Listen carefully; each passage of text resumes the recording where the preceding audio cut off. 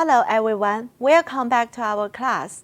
In this section, we turn to the most relevant application of perception concepts to OB.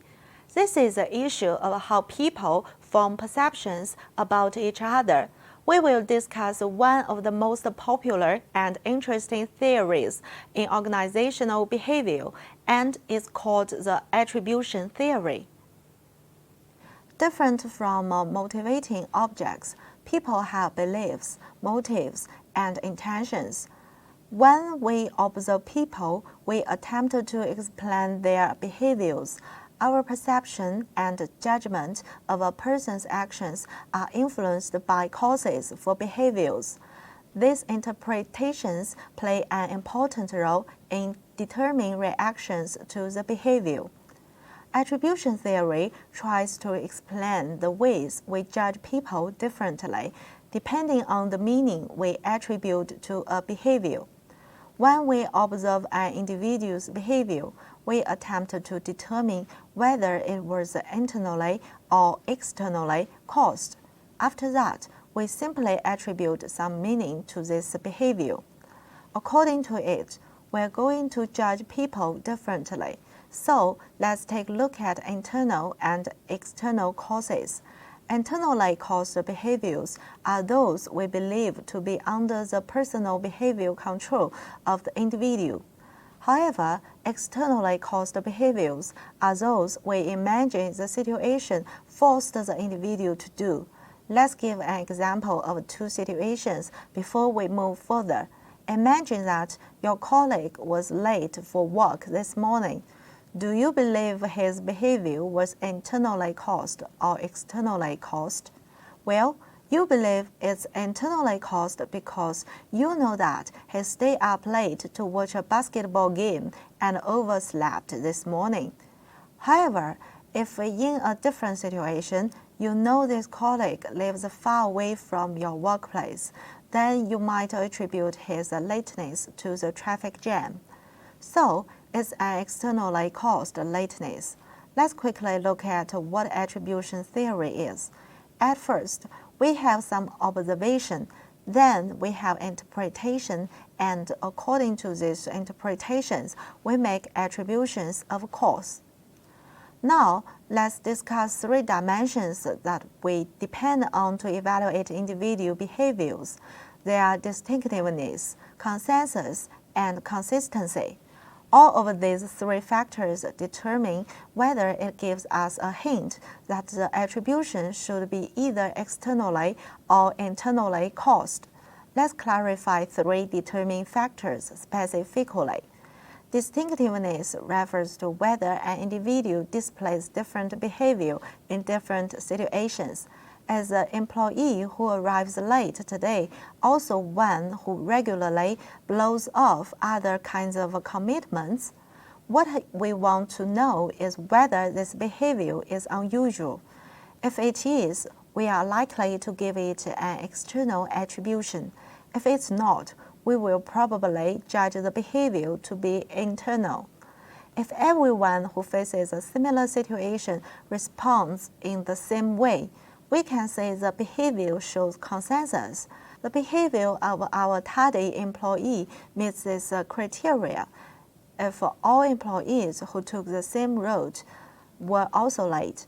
From an attribution perspective, if consensus is high, you would probably give an external attribution to the employee's tardiness. Whereas if other employees who took the same route make it to work on time, you would attribute his lateness to an internal cause. Finally, an observer looks for consistency in a person's actions. Does the person respond the same way over time?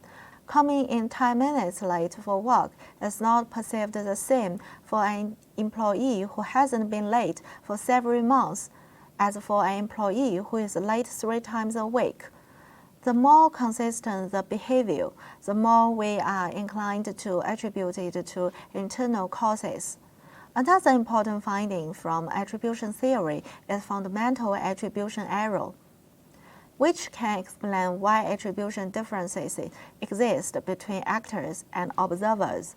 Fundamental attribution error refers to the tendency to underestimate the influence of external factors and overestimate the influence of internal factors when making judgments about the behavior of others. Specifically, individuals and organizations tend to attribute their successes to internal factors such as ability or effort, while blaming failure on external factors such as bad luck or difficult co-workers. Sometimes people tend to attribute ambiguous information as relatively flattering, accept positive feedback, and reject negative feedback, which is called self-serving bias. Attribution theory significantly advances our understanding of people's perceptions. Now we understand why individuals draw certain conclusions from others' behavior. Next, we will consider the common shortcuts people use to simplify our processing of others' behavior. Perceiving and interpreting what others do is burdensome. Thus, individuals use several shortcuts to make the task more manageable. However, shortcuts for judging others has pros and cons. On one hand, shortcuts allow people to make accurate perception rapidly and provide valid data for making predictions.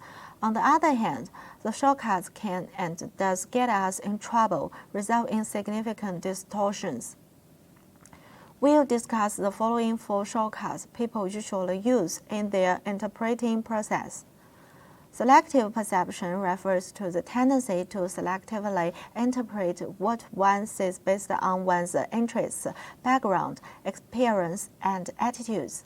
Because it's impossible for people to assimilate everything they see, they use selective perception to see what they want to see. For example, when we are wandering along the bookshelves, we are more likely to notice books that we read before. Research shows that we are attracted to people who use language comparable to our own. The halo effect is another common shortcut which reflects the tendency to draw a general impression about an individual based on a single characteristic, such as intelligence, sociality, or appearance. The halo effect is easy to find in everyone's daily lives. For example, when students appraise their colleague instructor, they may give prominence to a single trait, such as approachable, and allow their entire evaluation to be tainted by how they judge the instructor on that one trait. Thus, an instructor may be quiet, trustworthy, knowledgeable, and highly qualified, but if his style lacks friendly signs, those students will probably give him a low rating.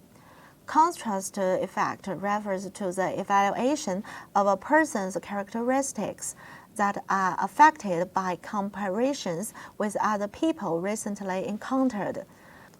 The contrast effect usually occurs in a series of job interviews. For instance, a candidate is likely to receive a more favorable evaluation if preceded by mediocre applicants, and a less favorable evaluation if preceded by strong applicants. Thus, interviewers can make distortions in any given candidate's evaluation as a result of his place in the interview schedule. Stereotyping is a typical shortcut we utilize in the perception process. Stereotyping, defined as judging someone based on one's perception of the group to which that person belongs. No matter in personal or organizational lives, we often hear and see something that represents stereotypes based on gender, age, race, ethnicity, and even weight. One problem with stereotypes is that they are widespread generalizations, though they may not contain a shred of truth when applied to a particular person or situation. For example, Nurse Li Hongfei reports that he experiences negative stereotyping. People usually generalize inaccurately that nursing is a profession for only women because men lack the patience, empathy, and compassion required to succeed as a nurse.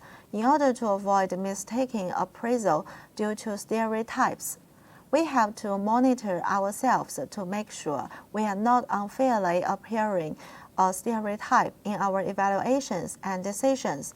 People in organizations are always judging each other. For example, managers must appraise their employees' performance. Employees evaluate how much effort their co-workers are putting into their jobs. These judgments have important consequences for the organization. Taking employment interview, performance expectations, and performance evaluation as an example, let's look at some specific applications of shortcuts in organizations. An employment interview is a major input of who is hired and who is rejected, but the evidence indicates that interviewers make perceptual judgments that are often inaccurate. In addition, different interviewers see different things in the same candidate and thus arrive at different conclusions about the applicant. Impressions are usually drawn by interviews in the early stage of the interview. Specifically, research shows that interviewers' decision change very little after the first 4 or 5 minutes of the interview. Performance expectation reflects that people attempt to validate their perceptions even when these perceptions are faulty. On the other hand, an individual's behavior is determined by others' expectations, as described by self-fulfilling prophecy and Pygmalion effect. A Pygmalion effect is a phenomenon whereby the greater the expectation placed upon people, the better they perform.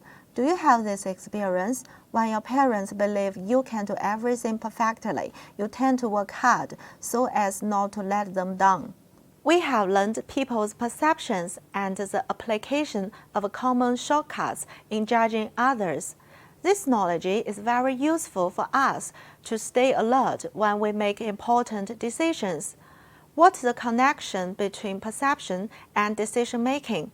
How should decisions be made in organizations? To answer these questions, we will explore decision-making in organization in the next section. Thank you very much for your watching. See you then.